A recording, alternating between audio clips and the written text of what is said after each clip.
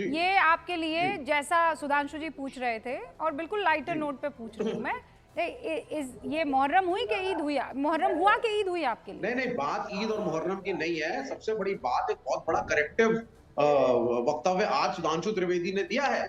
ये वही सुधांशु त्रिवेदी हैं जो डिबेट आफ्टर डिबेट कहते थे कि हिंदू धर्म में कास्टिज्म है ही नहीं, ये तो अंग्रेज आए थे। और उसके बाद उन्होंने जिस तरीके का वक्तव्य लिखा, उसके हिसाब से देश के अंदर राजनीति, आप कितनी डिबेट्स इनकी देख लीजिए। और जब हम कहते थे कि रिजर्वेशन होना चाहिए, तो ये कहते थे साहब caste is not an integral part of Hindu society, जब मैं भगवत गीता तक को कोट करता था। तो करेक्टिवनेस इनकी हुई है, विपक्ष के दबाव में हुई है, लेकिन we have to study the details. किस प्रकार का सर्वे, क्या उसके इंप्लीमेंटेशंस होंगे, कितने समय में वो कंप्लीट होगा। अगर वेलफेयर के लिए क्वांटिफिकेशन ऑफ स्टैटिस्टिक्स देश में है, तो ये एक प्रोग्रेसिव मूव है। और ये नहीं होता कि अगर कोई गवर्नमेंट कुछ कर देती है ऑपोजिशन की डिमांड पे तो हार या जीत है। हमने 1960s के दौर में मिसेस गांधी पे प्रेशर डाला था, बैंकों का प्राइवेटाइजेशन समाप्त किया, राष्ट्रीयकरण हुआ।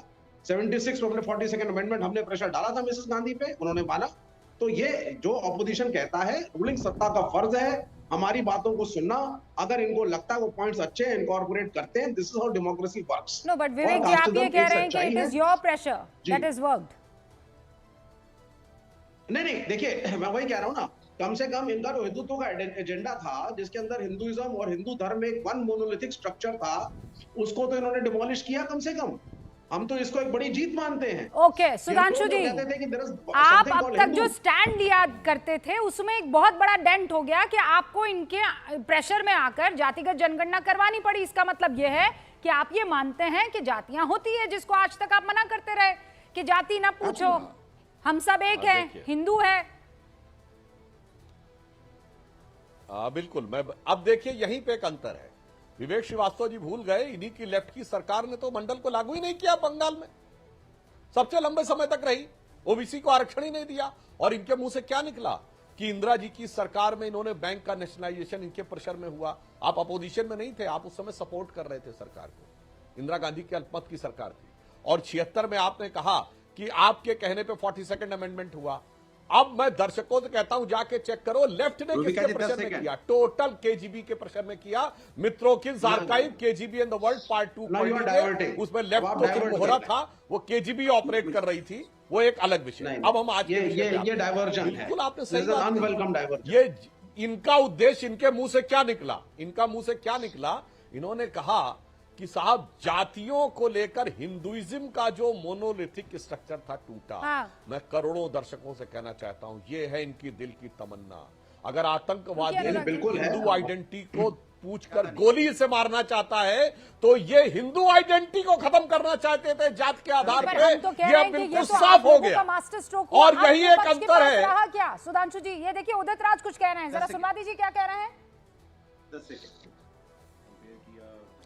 पार्टी के चीफ को बाबा साहब अम्बेडकर को लेके, क्योंकि भाजपा अर्जुन हम एक बार बोल रहे हैं कि ये बात तो करते हैं ओबीसी के, मगर यही और ये खुद ओबीसी रिजर्वेशन और राजीव गांधी हैं जिन्होंने 2 घंटे लंबी स्पीच दी थी लोकसभा में, ये हितैषी बनने की कोशिश करते हैं। मगर जो एक क्रिटिसिज्म मिला है, ये पोस्टर आप लोग देखे होंगे, कैसे नहीं, कुछ हमारे अतीत में कुछ गलतियाँ हुई हैं, लेकिन यह नहीं कि डॉक्टर अम्बेडकर से घृणा की हो। डॉक्टर अम्बेडकर का पुतला जलाया था 12 दिसंबर 1949 में आरएसएस ने और बीजेपी।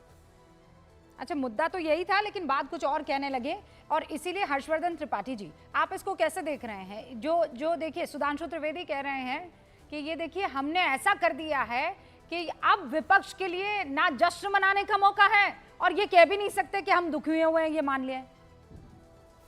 नहीं देखिए रूबिका जी, सुधांशु जी विद्वान प्रवक्ता हैं, अपनी बात मजबूती से रखते हैं, लेकिन इसमें कहीं कोई भ्रम नहीं होना चाहिए कि राहुल गांधी और पूरे विपक्ष ने भारतीय जनता पार्टी को वहां ले जाकर खड़ा कर दिया जहां जातीय जनगणना के अलावा कोई रास्ता नहीं। निजी तौर पर मैं पहले भी कहता रहा हूं, फिर दोहरा रहा हूं, जाति गिनने से न कोई लाभ होने वाला है, न किसी को बहुत हानि होने वाली है। अब भदौरिया जी को भ्रम है कि राजपूतों को नुकसान हो जाएगा, या मैं कहूं कि ब्राह्मणों को नुकसान हो जाएगा, या विवेक जी कहें कि कायस्थों को नुकसान हो जाएगा, तो मुझे लगता है जिसको जो नुकसान और जो लाभ होना था वो सब हो चुका है। किसी जाति पार्टी को लाभ होगा क्या? तो जितना लाभ लालू प्रसाद यादव और मुलायम सिंह यादव और उनके वंशजों को मिलना था वो मिल चुका है। इसके आगे कुछ मिलेगा क्या? अब दो बातें बड़ी स्पष्टता से, 1881 से जातीय गणना हो रही, जिसको कास्ट सेंसस कहते हैं, जिसमें से शेड्यूल कास्ट था, और 1931 से सोशियो इकोनॉमिक कास्ट सेंसस हो रहा है। क्या इस देश के नीति निर्माताओं को नहीं पता है कि कौन सी जाति, कौन सा जातीय समूह, कौन सा सामाजिक वर्ग नहीं है? लेकिन मेरा यह मानना है कि जिस तरह से इसको एक टूल की तरह इस्तेमाल किया जा रहा था, बिल्कुल ठीक कह रहे हैं सुधांशु जी कि वो भारतीय जनता पार्टी की क्या कोशिश है कि एक टूल की तरह वो इस्तेमाल कर रहे थे। अब आप टूल की तरह कैसे इस्तेमाल करेंगे? क्योंकि इस जातीय जनगणना के लिए जितना जनता के बीच में, जिसको एक शब्द संघ में प्रयोग किया जाता है, प्रबोधन, तो मुझे लगता है वो प्रबोधन हो के आया। और कल जब देश भर में, दुनिया भर में चल रहा था कि डॉक्टर मोहन भागवत मिलके आए हैं नरेंद्र मोदी से, तो शायद किसी को अनुमान भी नहीं था, वो इसी की चर्चा हुई होगी। मेरा अपना ये मानना है, कोई मैं वहां था तो नहीं, लेकिन मेरा ये मानना है कि संघ ने जो प्रतिनिधि सभा में कहा था कि हमें कतई कोई ऐतराज नहीं, बिल्कुल जाति सच्चाई है, जाति गिनी जा सकती है, लेकिन उसी वक्त एक बात कही थी कि जातीय गणना का उपयोग जाति विभाजन और जाति घृणा के लिए नहीं हो। जाति तो सच्चाई है। हम और भदौरिया जी एक दूसरे को इस आधार पर लड़ने लगे कि मेरे आगे त्रिपाठी लिखा है, उनके आगे भदौरिया, गंदा काम। और एक के बाद एक देखिए ना हर्षवर्धन जी, एक के बाद एक अब इसके बयान आने लगे हैं, और ये भी ऐसे वक्त पर किया है। वेडनेसडे को कैबिनेट की बैठकें तो होती है, लेकिन हम भी देख रहे थे कि अनयूजुअल टाइम है, पाकिस्तान की तरफ से टेंशन जो एस्केलेट हो रही है।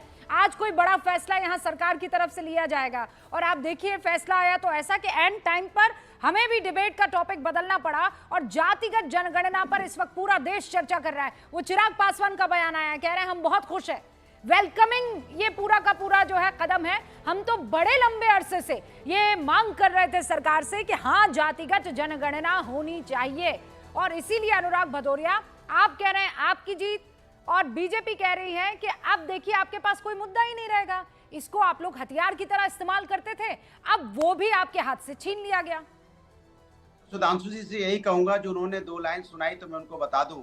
हाँ। समाजवादी पार्टी के राष्ट्रीय अध्यक्ष जी, है वही सुरमा इस जग में जो अपनी राह बनाता है। कोई चलता है पद चिन्हों पे, कोई पद चिन्ह बनाता है।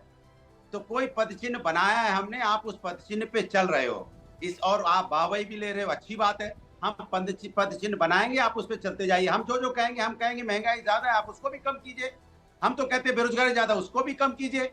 हम तो कहते हैं देश में जो अर्थव्यवस्था मजबूत करने की जरूरत है, महिलाओं पर अत्याचार कम होना चाहिए। हम तो कहते हैं ना, हम तो कहते हैं कि जिस तरह से देश में डॉलर के मुकाबले रुपया पतला हो रहा है, उसको मोटा कीजिए, और हर व्यक्ति को खुशहाल होना चाहिए। हम तो यही मांग करते हैं, किसानों की इनकम दुगनी होनी चाहिए, आज भी आपसे मांग करते हैं। तो मेरे पद चिन्हों पर आप चलते रहिए, हमें खुशी होगी कि हम पद चिन्ह बना रहे हैं, आप हमारे पद चिन्हों पे चलिए।